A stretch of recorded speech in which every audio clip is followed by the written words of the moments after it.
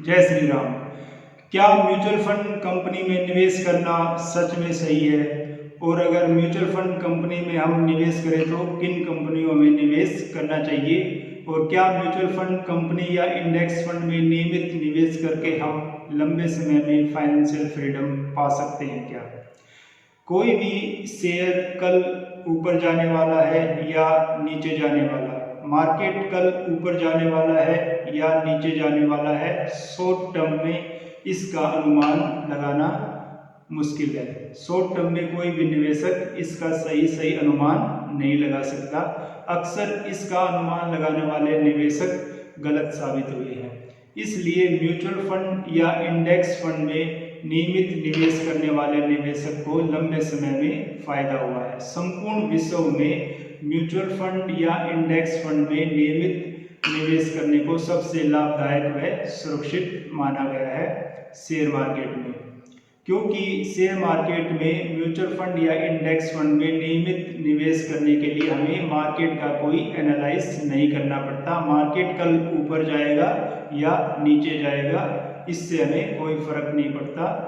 हमें नियमित रूप से म्यूचुअल फंड कंपनी में या इंडेक्स फंड में नियमित तौर पर निवेश करते रहना चाहिए। और यदि हम म्यूचुअल फंड कंपनी में लंबे समय तक नियमित तौर पर निवेश करते हैं तो यह हमें फाइनेंशियल फ्रीडम दिला सकता है। अब बात आती है कि हमें म्यूचुअल फंड कंपनी में क्यों निवेश करना चाहिए। यदि हमारे पास लार्ज कैपिटल है तो हम उस लार्ज कैपिटल से फिजिकली गोल्ड बाई कर सकते हैं। हम उस लार्ज कैपिटल को रियल एस्टेट में निवेश कर सकते हैं, हम उससे कोई जमीन ले सकते हैं। लेकिन अगर हमारे पास लार्ज कैपिटल नहीं है, हमारी जो मंथली बचत है वो 100 रुपये या 500 रुपये है, एक स्मॉल अमाउंट की हमारी मंथली बचत है, तो उस बचत को हम कहाँ पे निवेश करेंगे? उस छोटी बचत को हम ना तो रियल एस्टेट में निवेश कर सकते और ना ही उससे हम कोई फिजिकली गोल्ड ले सकते और ना ही हम उसे शेयर मार्केट में निवेश करते, क्योंकि शेयर मार्केट से हमें डर लगता है। शेयर मार्केट सट्टा बाजार लगता है। शेयर मार्केट का हमें नॉलेज नहीं है और हम उस अमाउंट को शेयर मार्केट में भी निवेश नहीं करते। तो अब यह सवाल उठता है कि वह जो छोटी बचत है उसको हम कहाँ पे निवेश करेंगे? उस बचत को आप कहीं पे निवेश नहीं करोगे, वह बचत आपकी खर्चे में शामिल हो जाएगी, खर्च हो जाएगी। इसलिए हमें म्यूचुअल फंड में छोटी अमाउंट को कंसिस्टेंसी के साथ निवेश करते रहना चाहिए। यदि आप एक 100 रुपये की SIP को आप टाइम से शुरू करते हैं और लंबे समय तक उसको मेंटेन करते हैं, कंसिस्टेंसी के साथ पेड करते हैं, तो 100 रुपये की SIP लंबे समय में आपकी एक अच्छी वेल्थ बना सकती है।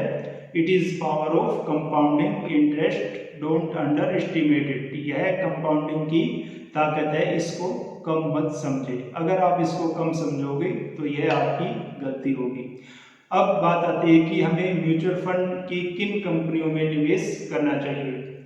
म्यूचुअल फंड कंपनियों ने अलग अलग रिस्क प्रोफाइल के तौर पर अलग अलग स्कीम तैयार की है। इसमें कम जोखिम वाली भी स्कीम शामिल है, मध्यम जोखिम वाली भी स्कीम शामिल है और हाई जोखिम वाली भी स्कीम शामिल है। आप अपनी रिस्क प्रोफाइल चेक करके उसी के बेस पर आप किसी भी कंपनी का चुनाव कर सकते हैं। आपकी रिस्क प्रोफाइल कम है तो आप कम जोखिम वाली कंपनी का चुनाव कर सकते हैं। आपकी रिस्क प्रोफाइल मध्यम है तो आप मध्यम जोखिम वाली कंपनी का चुनाव कर सकते हैं। और आपकी रिस्क प्रोफाइल हाई है तो आप हाई रिटर्न और हाई जोखिम वाली कंपनी का चुनाव कर सकते हैं।